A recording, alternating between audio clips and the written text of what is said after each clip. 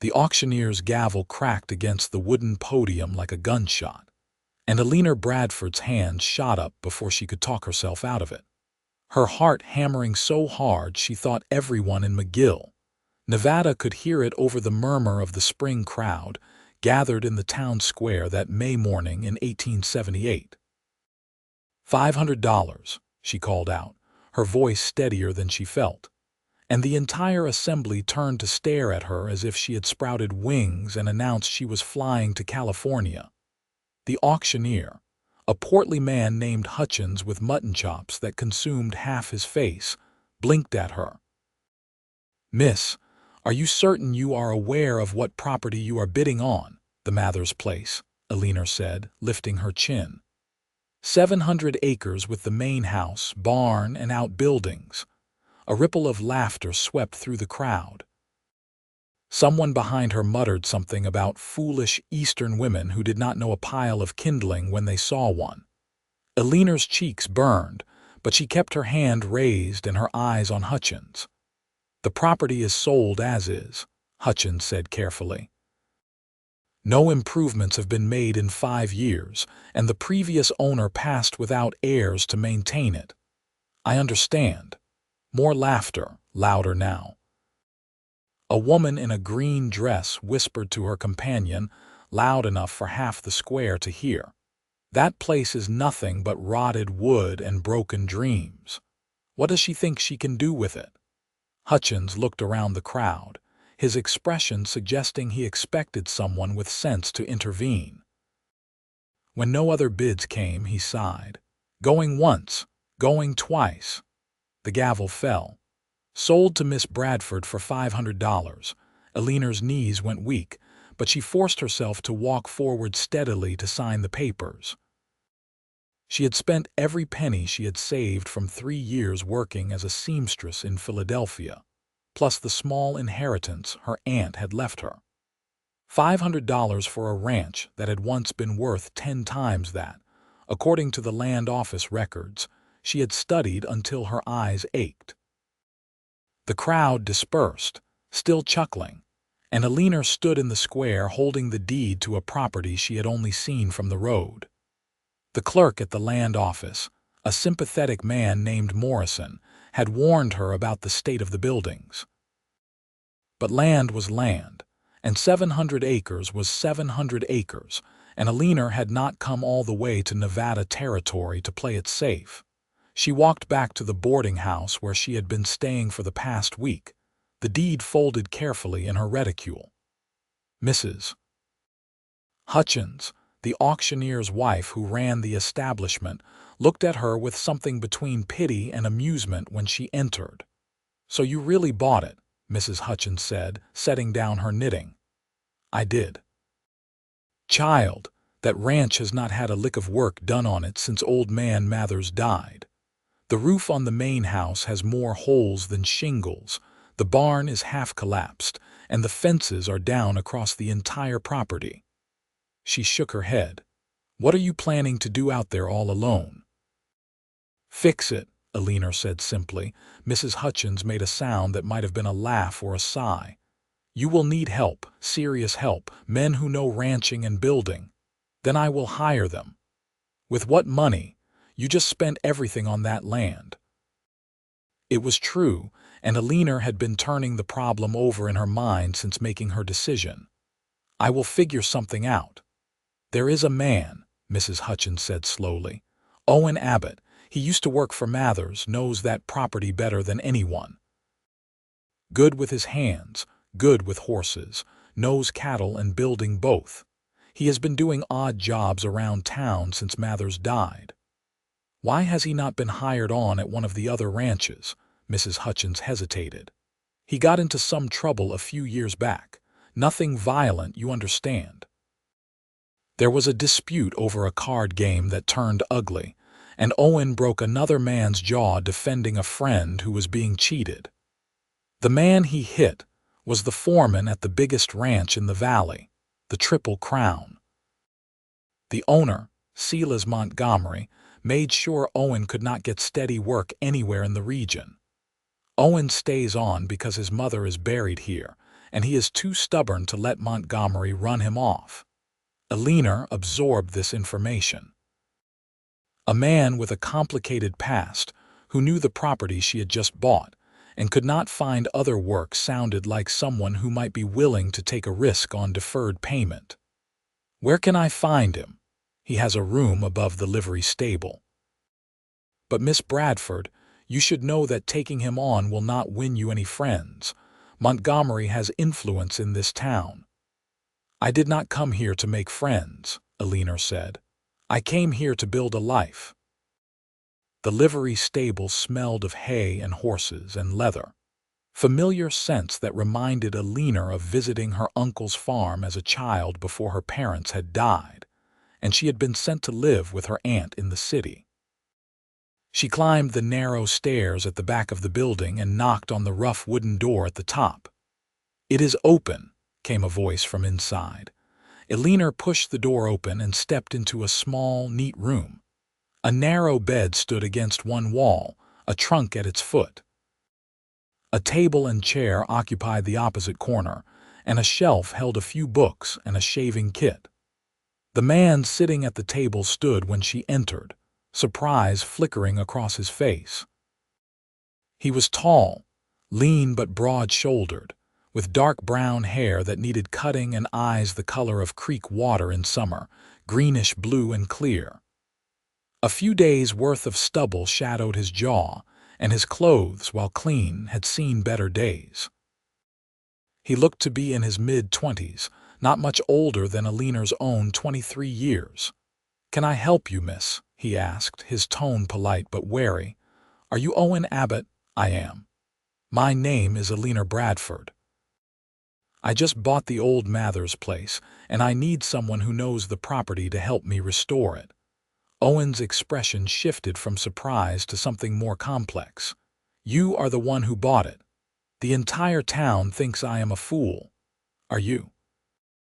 The blunt question might have offended her coming from someone else, but there was no mockery in his tone, only honest curiosity. "I might be," Eleanor admitted, "but I have land now and I intend to make something of it. Mrs. Hutchins said you know the property better than anyone and that you can build and ranch both. Is that true?" "I worked for Tom Mathers for 3 years before he died. I know every acre of that land, every building, every water source. And yes, I can build. My father was a carpenter before he passed." "Then I want to hire you." Owen sat back down slowly, gesturing for her to take the chair across from him. Eleanor sat, folding her hands in her lap. "I appreciate the offer, Miss Bradford, but I need to be straight with you. Taking me on will cause you problems. Silas Montgomery does not like me, and he has a long reach in this valley." "So I heard. I also heard that you were defending a friend when you broke his foreman's jaw. That is what happened, but it does not change the situation. Mr. Abbott, I spent every penny I have on that land. I cannot pay you wages right now, but I can offer you a percentage of whatever we make once the ranch is running. 20% of all profits for the first 5 years. Owen was quiet for a long moment, studying her face. "That is generous if we succeed. If we fail, it is nothing." "Then we had better not fail." Something that might have been a smile tugged at the corner of his mouth. "You are either brave or crazy, Miss Bradford. Probably both. Do we have a deal?" Owen extended his hand across the table. "We have a deal." His handshake was firm and brief, his palm calloused from years of hard work. When he released her hand, Eleanor felt a strange flutter in her chest that she attributed to nervousness about the enormous undertaking she had just committed to. "When do you want to start?" Owen asked. "Tomorrow morning. I want to see exactly what we are working with. Meet me here at dawn. We will need to ride out, and it is about an hour's ride from town." Eleanor stood. "I will need to rent a horse from the livery." "You can ride." "I grew up riding." "It has been a few years, but I have not forgotten how." "Good. Wear practical clothes if you have them. The ride is rough in places." The next morning dawned clear and cool, the Nevada sky stretching endless and blue above the dusty streets of McGill. Eleanor wore the most practical outfit she owned, a split riding skirt and sturdy blouse, both of which had scandalized Mrs. Hutchins at breakfast. Owen was waiting outside the livery with 2 horses saddled and ready. He gave her an appraising look that seemed to approve of her clothing choice, then helped her mount a placid bay mare. They rode out of town heading west, the early sun at their backs. The land opened up before them, rolling hills covered in sagebrush and scrub grass, with the distant mountains rising purple and majestic against the horizon. The air smelled of dust and growing things, and something wild and free that made Eleanor's heart expand in her chest. "You are from the East," Owen said after they had been riding for a while. It was not a question. "Philadelphia. My parents died when I was 12 and I went to live with my aunt. She taught me to sew, and I made my living as a seamstress until she passed last year and left me a small inheritance." "What made you come out here?" Eleanor considered how to answer. "I was tired of living small, tired of dark rooms and endless stitching and a future that looked exactly like my past. I wanted land and sky and something that was mine." Owen nodded slowly. "It is not an easy life." "I never thought it would be." They rode in comfortable silence for a while, following a track that was barely more than a suggestion in the grass. The land rose and fell in gentle swells, and Eleanor spotted antelope in the distance, their white rumps flashing as they bounded away. Finally, Owen pointed ahead. There. Eleanor's first sight of her property made her stomach drop. Owen had not been exaggerating. The main house was a 2-story structure that had probably been handsome once, but now the front porch sagged dangerously. Several windows were broken, and the roof looked like something had been taking bites out of it. The barn was worse. Its entire western wall collapsed inward, the roof caved in on one side. Outbuildings that might have been a chicken coop and a storage shed were in similar states of disrepair. The fencing that should have enclosed the home area was down in so many places, it was essentially non-existent. Weeds had taken over what might once have been a kitchen garden, and the whole place had an air of abandonment and decay that made Eleanor want to cry. Instead, she dismounted and walked forward, her boots crunching on the overgrown path. Owen followed, giving her space to absorb what she was seeing. "Tell me honestly," Eleanor said after a long moment, "can this be fixed?" "Yes." She turned to look at him. "Truly. It will take months of hard work and every skill we have between us, but yes. The bones are good. The house foundation is solid stone, the barn can be rebuilt, the land itself is excellent for cattle or horses. There is a good creek that runs through the northwest section, never dries up even in high summer, and Mathers had started to develop some of the best grazing in the valley before he got sick." Eleanor walked up to the house, testing the porch steps carefully. The door hung crooked on its hinges, and she pushed it open to reveal a large main room thick with dust. A stone fireplace dominated one wall. Stairs led up to the second floor, and doorways opened to what looked like a kitchen and another room beyond. "How did Tom Mathers lose all this?" she asked. "His wife died in childbirth along with the baby about 6 years ago. Tom never recovered from it. He kept the ranch going for a while, but his heart was not in it. When he got sick, he just seemed to give up. He had no family, no one to leave it to, so it went to the bank when he died." The story settled over Eleanor like a weight.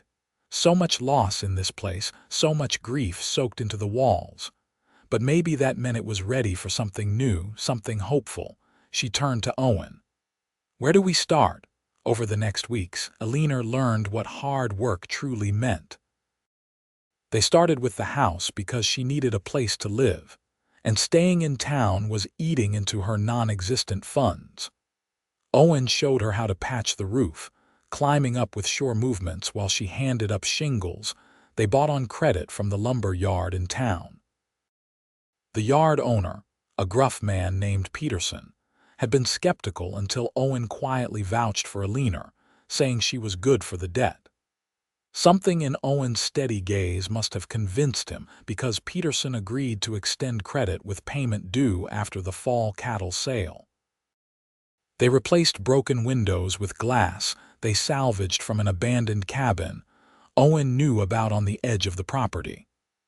They scrubbed years of dust and neglect from the floors and walls, repaired the sagging porch, and fixed the pump at the well until it ran clear and cold. Eleanor moved out of the boarding house 3 weeks after buying the property, despite Mrs. Hutchins's protests that it was not proper for a single woman to be living alone on a ranch with a single man working there daily. "I will sleep in the house, and Owen can stay in one of the outbuildings once we get it fixed up," Eleanor said firmly. "It will be perfectly proper." The first night in the house, Eleanor lay on the bedroll she had spread in the main room and listened to the sounds of the ranch. Wind in the eaves, a coyote howling in the distance, the creak of old wood settling. She thought she might be too nervous to sleep, but she was so exhausted from the day's work that she dropped off almost immediately. She woke to the smell of coffee and found Owen had started a fire in the now cleaned fireplace and was heating water in the old pot they had found in the kitchen. "Morning," he said, looking slightly embarrassed. "I hope you do not mind. I got here early and thought you might want coffee." "I do not mind at all." Eleanor accepted the tin cup he handed her and sipped the strong, hot brew gratefully. "Thank you." They fell into a rhythm over the following weeks.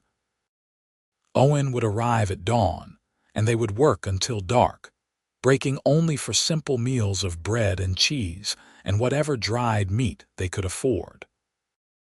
Owen was patient when teaching her skills she had never learned in Philadelphia, showing her how to hammer a nail straight, how to measure and cut wood, how to mix mortar for the chimney repairs. In turn, Eleanor surprised him with her determination and quick learning. She was not afraid of heights when they worked on the roof, did not complain about splinters or sore muscles, and matched his long hours without flagging. They talked while they worked, and Eleanor learned more about Owen's life. His father had brought the family west from Missouri when Owen was 12, hoping to make a better life. They had settled in McGill, and his father had worked as a carpenter while his mother took in laundry. Both had died of fever within a week of each other when Owen was 19, leaving him alone in the world. He had worked various jobs before landing at the Mathers Ranch, where Tom had become something like a father figure to him. Losing Tom had been hard, losing his place at the ranch harder still. "I thought about leaving," Owen admitted one afternoon while they were rebuilding a section of fence. "After the trouble with Montgomery's foreman, but this is home. My parents are buried here. Seemed wrong to let Montgomery run me off my own home." "I am glad you stayed," Eleanor said, and she meant it more than she had intended. Owen glanced at her, something warm in his eyes, then returned to stretching the wire. "So am I." By midsummer, the house was livable and the barn was halfway repaired.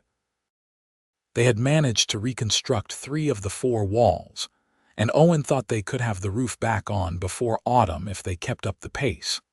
Eleanor had learned to live on very little, stretching their meager food supplies and mending her clothes when they tore instead of buying new. Her hands, once soft from indoor work, were now calloused and strong. Her skin had turned golden brown from hours in the sun, and she felt healthier and more alive than she ever had in Philadelphia. She also became increasingly aware of Owen in ways that had nothing to do with work.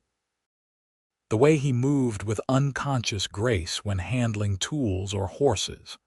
The rare smile that transformed his serious face into something that made her heart skip. The patient kindness in his voice when he explained something to her, never condescending, always respectful. She told herself it was simply gratitude for his help, admiration for his skills. But she knew she was lying to herself when she found her gaze lingering on him while he worked, or when she looked forward to their morning coffee together with an eagerness that had nothing to do with the beverage. One hot afternoon in July, they were working on the barn roof when Eleanor's foot slipped on the sun-heated wood. She gasped, arms windmilling, and then Owen's hand clamped around her wrist, steadying her. "Careful," he said, pulling her back from the edge. For a moment they stood very close, Owen's hand still wrapped around her wrist, both breathing hard from the scare. Eleanor could see the flecks of darker blue in his eyes, the way his sun-bleached hair fell across his forehead. "Thank you," she whispered.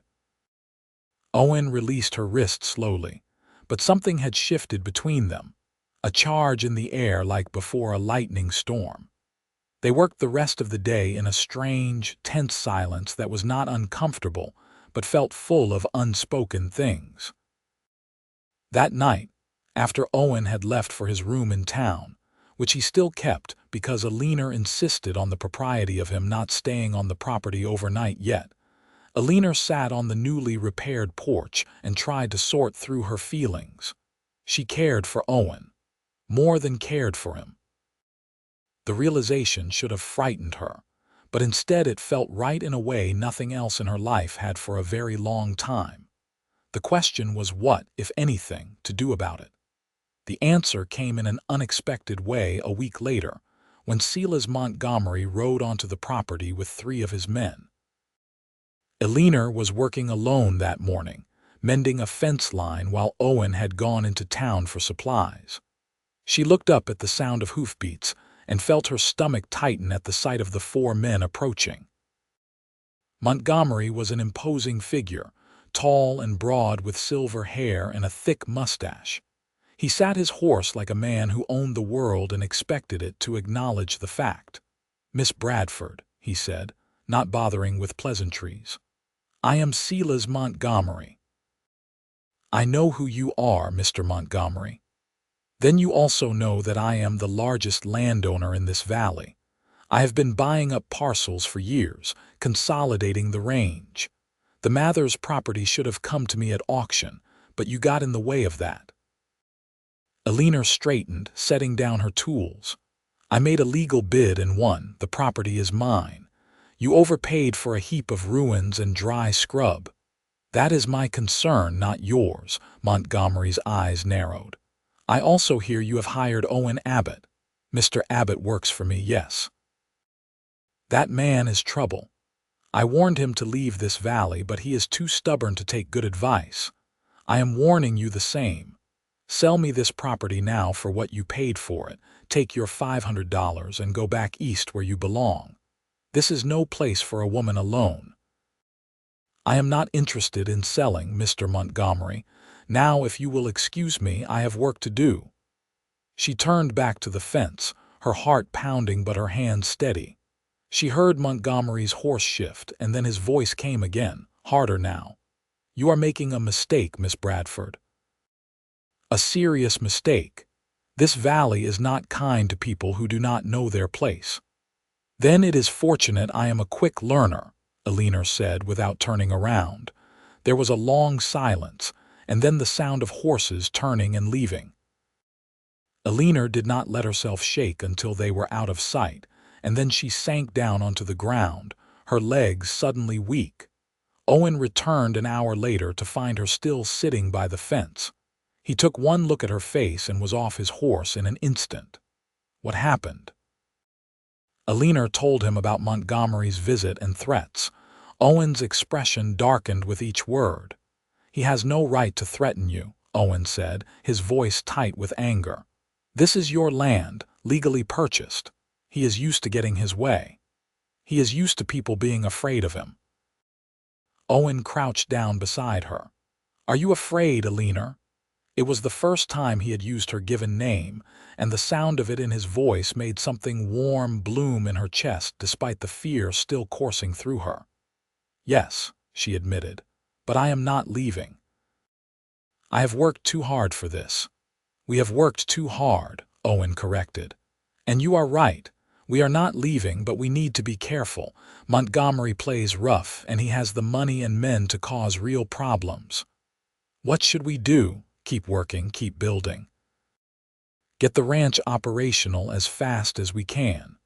Once we have cattle and are making money, you will be established enough that it will be harder for him to push you out. Where will we get money for cattle? Owen was quiet for a moment. I have a little saved. Not much, but maybe enough to buy a small starter herd, 10 or 15 head to begin with. Owen, no, that is your money. We are partners, he said firmly. 20%, remember. That means we both have skin in this game. Besides, what else am I going to spend it on? Eleanor looked at him.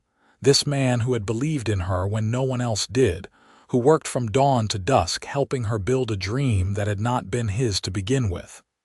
Impulsively, she reached out and touched his hand. Thank you, she said softly, for everything.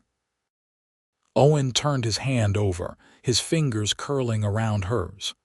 You took a chance on me when no one else would. I do not forget that. They stayed that way for a moment, hands linked, something passing between them that felt like a promise. The next morning, Owen took his savings and rode to a ranch 2 valleys over where he had heard of a man selling off part of his herd. He came back 3 days later driving 15 head of mixed cattle, mostly young heifers and 2 breeding cows with calves. Eleanor heard the cattle before she saw them, the lowing and the sound of hooves. She ran out of the house to see Owen riding behind the small herd, dusty and tired but smiling. We are ranchers now, he called to her. Eleanor laughed, pure joy bubbling up inside her. They drove the cattle to the best pasture land near the creek and watched them spread out to graze. It was a small herd, barely worth mentioning compared to the hundreds Montgomery ran on his range, but to Eleanor they were beautiful.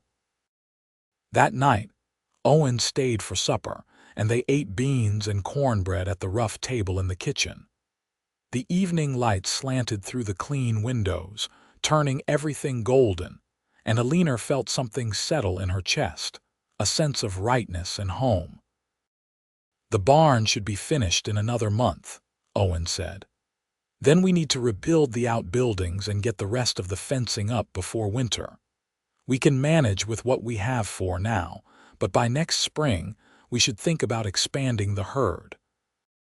Next spring, Eleanor repeated, liking the sound of it, the future stretching out before them, full of possibility. Owen met her eyes across the table. If that is what you want, it is what I want.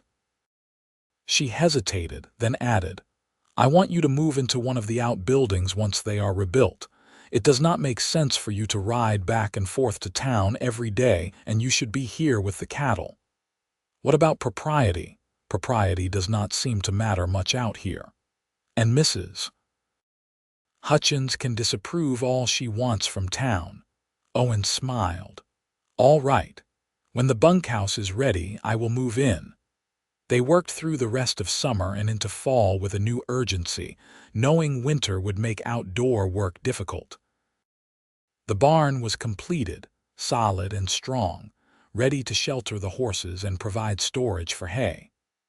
They rebuilt the bunkhouse, a small, sturdy building with a wood stove and a good bed that Owen built himself. True to her word, Eleanor stopped worrying about what people in town might think.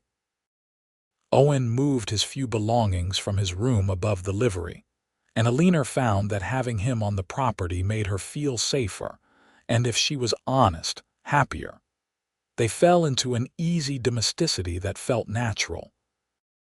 Eleanor cooked breakfast and supper, and they ate together, talking about the work and the ranch and sometimes about deeper things, their hopes and fears, and the lives they wanted to build. Eleanor found herself treasuring these quiet moments most of all, the companionable silences and the conversations that ranged from practical to philosophical. Owen had a sharp mind and a dry sense of humor that surprised her into laughter at unexpected moments. One evening in October, they sat on the porch after supper, watching the sun set in a blaze of orange and purple over the distant mountains. The air had turned cool with the promise of winter, and Eleanor had wrapped herself in a shawl. "I have been thinking," Owen said slowly, "about the future." Eleanor's heart began to beat faster. "What about it? This ranch has good bones. With both of us working, we can build it into something profitable, but it will take time and more capital than we have. I know. There might be a way to get more funding. If the ranch was run by a married couple, the bank would be more likely to extend credit for expansion. A woman alone is seen as a risk, even with a hired hand helping." Eleanor's breath caught. Was Owen suggesting what she thought he was? Owen turned to look at her, his expression serious but his eyes soft. "I know it would be a practical arrangement more than anything else, at least at first. But I think we work well together, Eleanor, and I would be proud to help you build this place as your husband if you would have me." It was not the most romantic proposal Eleanor had ever imagined, but it was honest and real, and the man making it was someone she had come to trust and care for deeply. Still, she needed to know one thing. "Is it only practical for you, Owen?" He reached over and took her hand, his thumb stroking across her knuckles. "No, it is not only practical.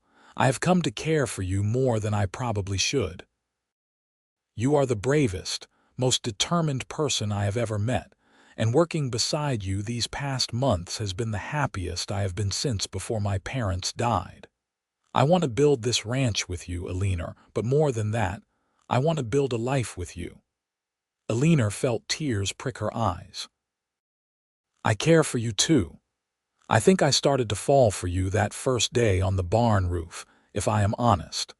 Maybe even before that, when you shook my hand and agreed to take a chance on a foolish Eastern woman who bought a broken-down ranch." Owen smiled, and it transformed his whole face, making him look younger and lighter. "Does that mean yes?" "Yes, Owen Abbott, I will marry you." He leaned in slowly, giving her time to pull back if she wanted, but Eleanor met him halfway. Their lips touched, gentle and sweet, and Eleanor felt something inside her click into place, like a door opening onto a room filled with light. They were married 3 days later by the circuit preacher who happened to be passing through McGill. Mrs. Hutchins served as witness, her earlier disapproval forgotten in the romance of the moment. The ceremony was simple, held in the small church at the edge of town, with Eleanor wearing her best dress and Owen in a new shirt he had bought for the occasion. When the preacher pronounced them man and wife, Owen kissed her again, longer this time, and Eleanor heard Mrs. Hutchins sigh happily. They rode back to the ranch in the afternoon light, married now, partners in law as well as work. The ranch house that had seemed so lonely and broken down when Eleanor first saw it now looked warm and welcoming, smoke rising from the chimney where Owen had left a fire burning. That night, after a simple wedding supper, Owen carried Eleanor over the threshold of her own house, both of them laughing. They climbed the stairs to the bedroom Eleanor had claimed and made into a real room over the past months, with a proper bed and clean curtains at the windows. Owen was gentle with her, patient and careful, and Eleanor discovered that physical love was something she had not truly understood until now. Afterwards, they lay tangled together, and Eleanor traced the muscles of Owen's chest, marveling at how quickly her life had changed. "Happy?" Owen asked softly. "More than I knew I could be." He kissed her forehead. "Good, because I plan to spend the rest of my life keeping you that way." Winter came early that year, snow falling in November and covering the ranch in white. Owen and Eleanor spent the cold months working on indoor projects, mending tack and tools, planning for the spring expansion. The cattle weathered the winter well in the pasture near the creek, and Owen checked on them daily, breaking ice on the water and making sure they had access to the hay stored in the barn. The isolation of the ranch in winter meant Owen and Eleanor spent long hours alone together, learning each other in new ways. They talked late into the night by the fire, shared books, and Eleanor taught Owen some of the fancier cooking she had learned from her aunt. In turn, Owen taught her to play the harmonica, which resulted in more laughter than music, and shared stories about the land and the people who had tried to tame it. They made love in the warmth of their bed while snow fell outside, and Eleanor thought she had never been so content. When spring came, they emerged from their winter cocoon ready to work. The cattle had thrived, and the 2 cows had given birth, adding to their small herd. Owen made a trip to town and returned with news that Peterson at the lumber yard had heard good things about how they were managing the ranch and was willing to extend more credit. He said a lot of folks are changing their tune about you, Owen reported. Seeing that you made it through the winter and are still here has impressed people. Even got a few nods of respect when I walked down Main Street. What about Montgomery? Owen's expression darkened. He is still the same. But his foreman, the one I hit, apparently got fired for drinking on the job. Montgomery has a new man now, seems more reasonable. Maybe that will help. They used the additional credit to buy more cattle and to purchase supplies for expanding the barn and building a proper chicken coop and smokehouse.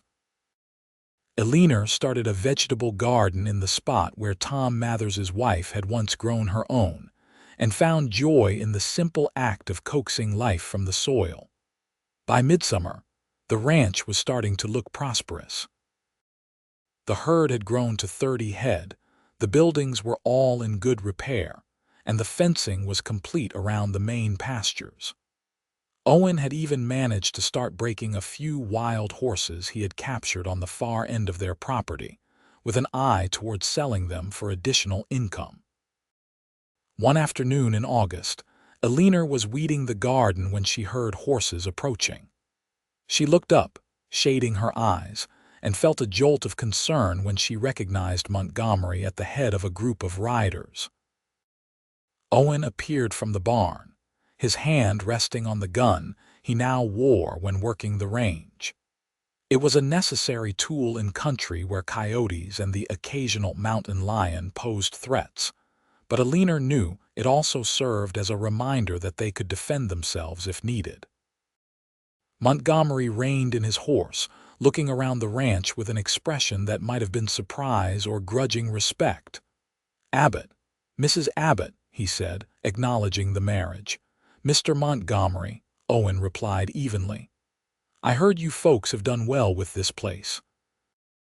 Wanted to see for myself." Montgomery's gaze swept over the repaired buildings, the healthy cattle grazing in the distance, the neat garden. "I admit, I did not think you would last the winter. Yet here we are," Eleanor said, standing and brushing dirt from her hands. "Here you are indeed." Montgomery shifted in his saddle.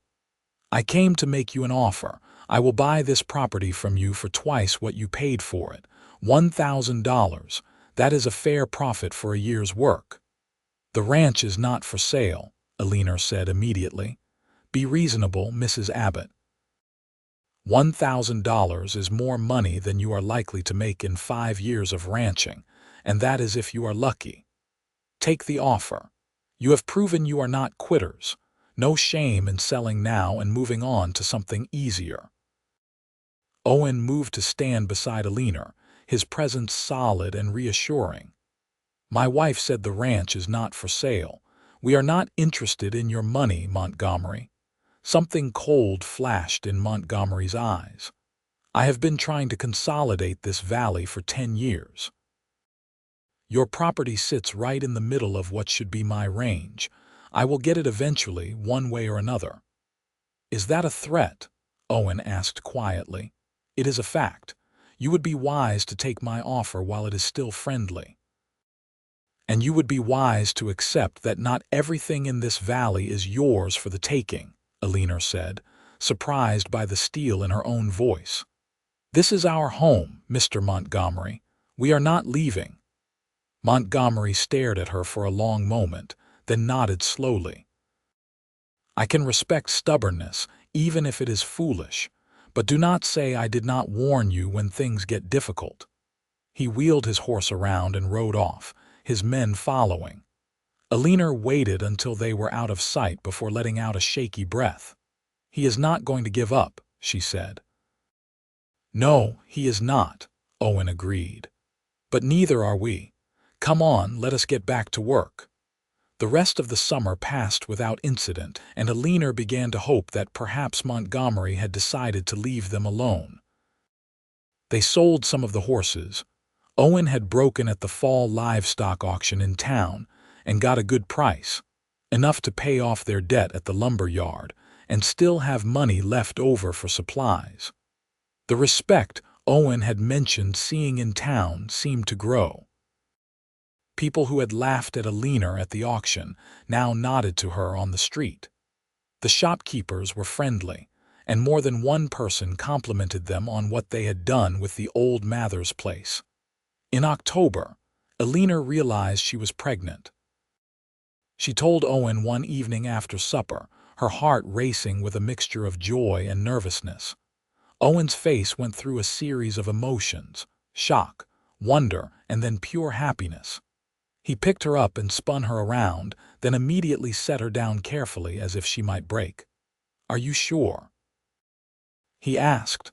"As sure as I can be. I think the baby will come in late spring." Owen pulled her into his arms, his face buried in her hair. "A baby! We are going to have a baby. Are you happy?" "Happy does not begin to cover it, Eleanor. You have given me everything: a home, a purpose, a future. And now a child. I do not have words for what that means to me." That winter was harder than the previous one, with heavier snow and longer cold spells.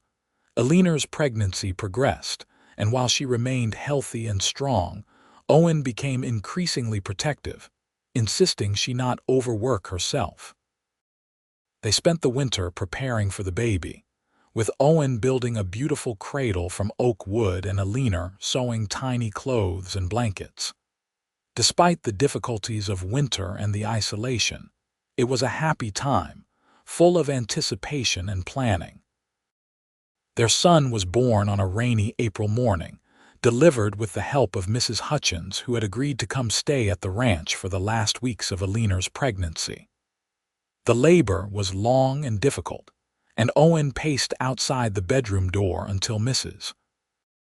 Hutchins finally called him in to meet his son.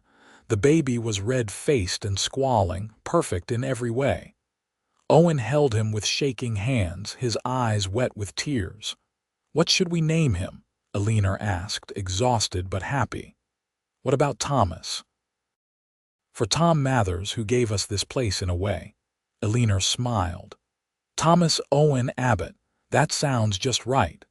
Little Thomas was a good baby, healthy and strong-lunged. Owen proved to be a natural father, patient and gentle despite his rough exterior. Eleanor would often find him in the rocking chair by the fire, the baby asleep on his chest, both of them peaceful in the firelight. That spring and summer were busy as they managed the ranch work while caring for an infant. Eleanor discovered she could do many tasks with Thomas strapped to her back in a carrier Owen had fashioned. And the baby seemed to enjoy being outside, his eyes following the movement of clouds and birds. The ranch continued to prosper. Their herd had grown to nearly 50 head, and Owen's reputation as a horse breaker had spread, bringing customers from other valleys who paid good money for his well-trained mounts. They hired a young man from town, a quiet 18-year-old named Jacob who wanted to learn ranching, to help with the increased workload. By Thomas's first birthday, the ranch was solidly profitable. They had paid off all their debts and had money in the bank. The buildings were all in excellent repair. The herd was healthy, and they had established a good reputation in the area. Eleanor was pregnant again, with their second child due in the winter. She and Owen had talked about expanding further, maybe buying adjacent land if it became available, building the ranch into something they could pass to their children. One autumn day, Eleanor was in the garden with Thomas playing nearby when a rider approached. She tensed, always wary after Montgomery's visits but relaxed when she recognized the man as Peterson from the lumber yard. "Mrs. Abbott," he greeted her, tipping his hat. "Is your husband around? He is working the north pasture. Is there a problem?" "No problem. Actually, I have news you both might want to hear. Silas Montgomery had a stroke last week. Bad one. His sons are taking over the ranch, and word is they are not interested in their father's grudges. They are planning to focus on running their own spread and leaving the neighbors alone." Eleanor felt a weight lift from her shoulders that she had not realized she was carrying. "That is good news indeed. Thought you would want to know. You folks have done well here. Town is proud of you, even if some were slow to show it." After Peterson left, Eleanor picked up Thomas and walked out to find Owen. She found him mending fence, his shirt sleeves rolled up, muscles moving under tanned skin. He looked up at her approach and smiled, that full, rare smile that still made her heart skip. "You are supposed to be resting," he said, "but without heat. I have news." She told him about Montgomery's stroke and his son's plans. Owen was quiet for a moment, then nodded slowly. "I am sorry for the man's suffering, but I will not pretend I am not relieved. Maybe now we can just focus on building our ranch without looking over our shoulders." "That is what I thought." Owen reached out and pulled her close, careful of her growing belly, and kissed her forehead. "We made it, Eleanor. Against all odds, we made it. We did, together." Their second child, a daughter they named Rose after Eleanor's mother, was born on a snowy January morning.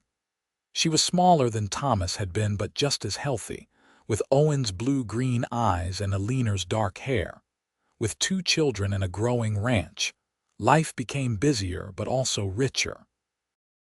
Thomas was a curious toddler, following his father everywhere and already showing an interest in the horses. Rose was a content baby who seemed happiest outside, much like her brother. Eleanor sometimes thought back to that day at the auction, standing alone in the town square while people laughed at her foolish bid. If she could go back and tell that frightened, hopeful version of herself how things would turn out, she was not sure she would believe it. She had her land, her ranch, her family. She had a husband who loved her and children who filled her days with joy and purpose. The town that had laughed now respected them. The broken-down ranch was now one of the most well-run in the valley.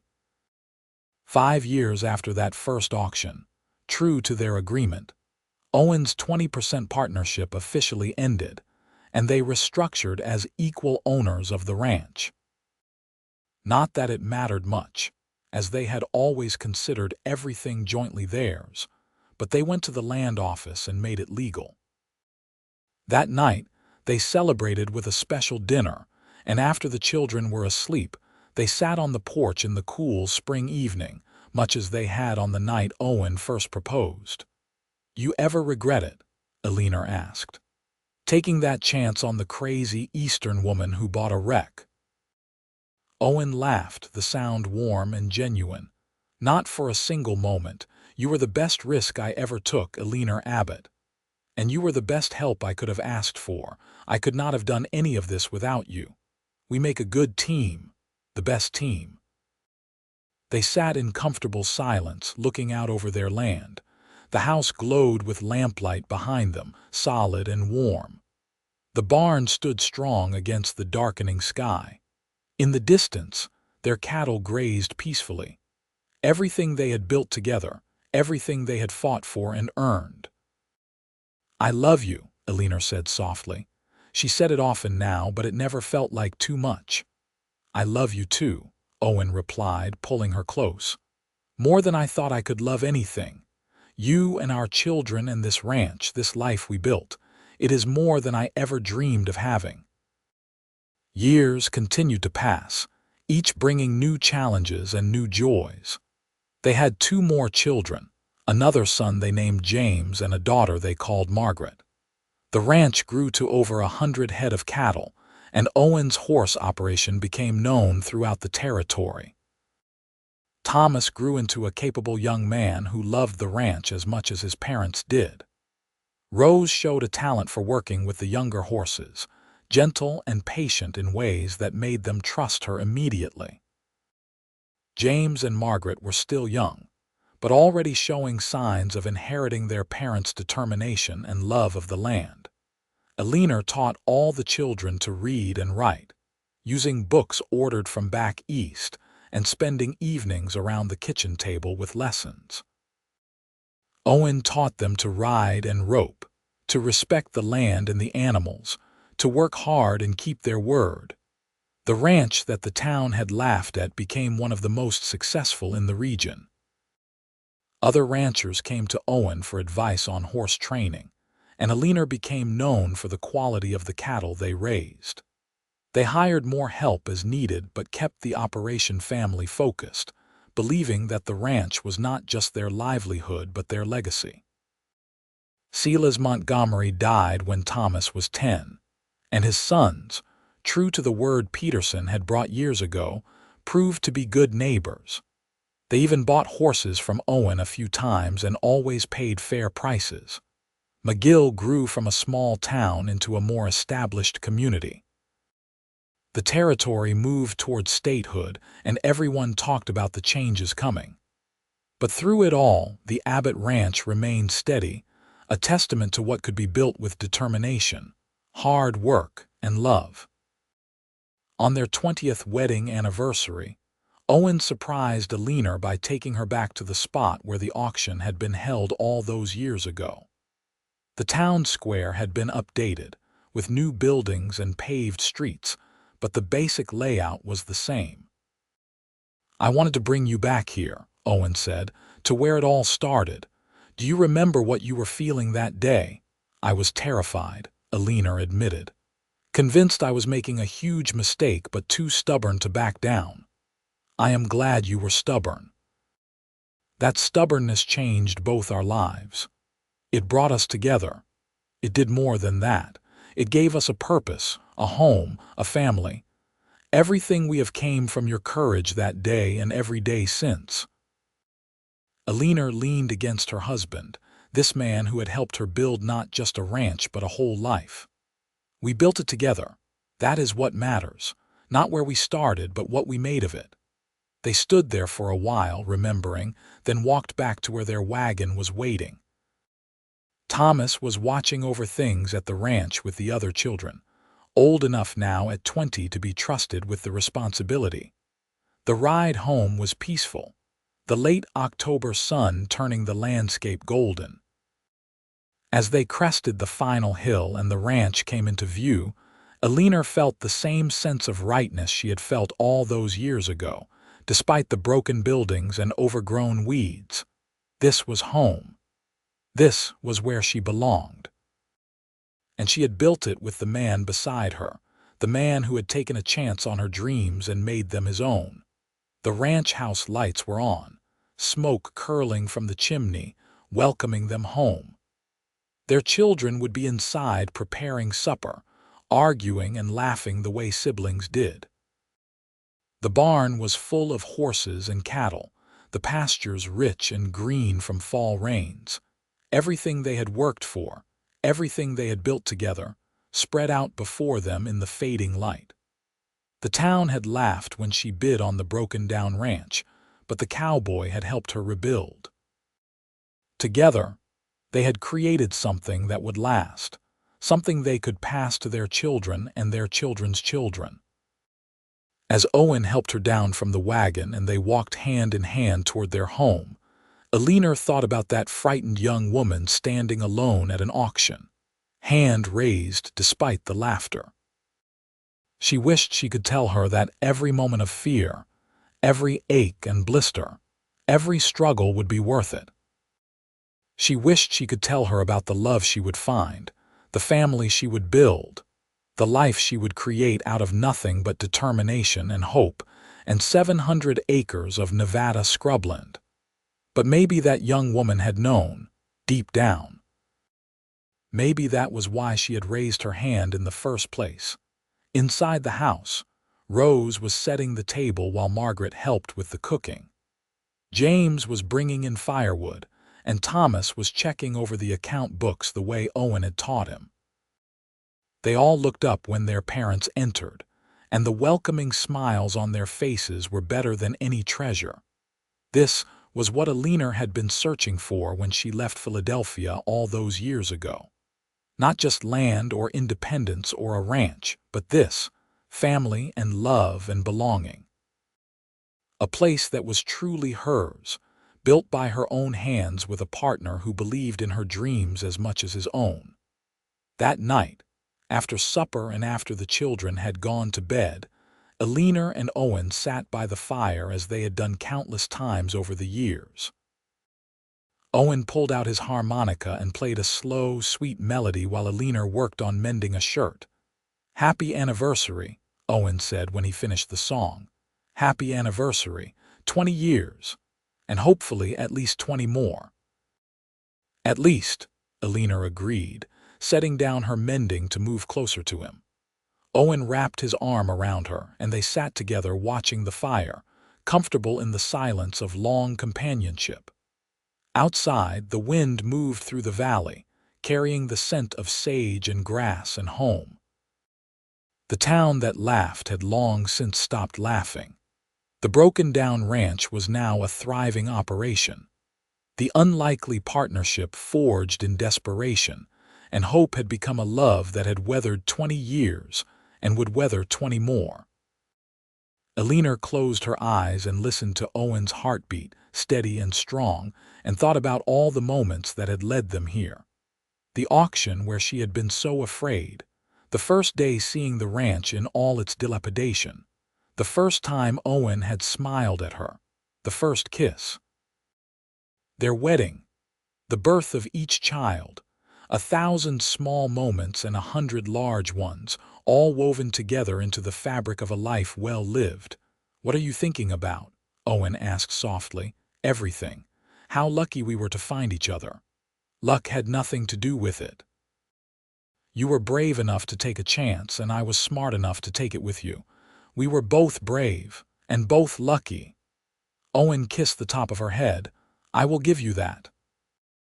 They sat until the fire burned low, then climbed the stairs to their bedroom, passing the closed doors of their children's rooms. The house creaked and settled around them, familiar sounds of home. In bed, Eleanor curled against Owen's side, her head on his shoulder, and felt the deep contentment of a dream realized. She had come west looking for something she could not name, and she had found everything she never knew she needed. The ranch would continue to grow and prosper. Their children would grow up strong and capable, ready to take over when the time came. The land would endure, nourishing generations to come. And through it all, the love between Eleanor and Owen would remain the foundation on which everything else was built. As she drifted off to sleep, Eleanor's last thought was of gratitude, for the courage she had found in herself that day at the auction, for the kindness of the cowboy who had agreed to help her, for the life they had built together out of broken-down buildings and wild Nevada land.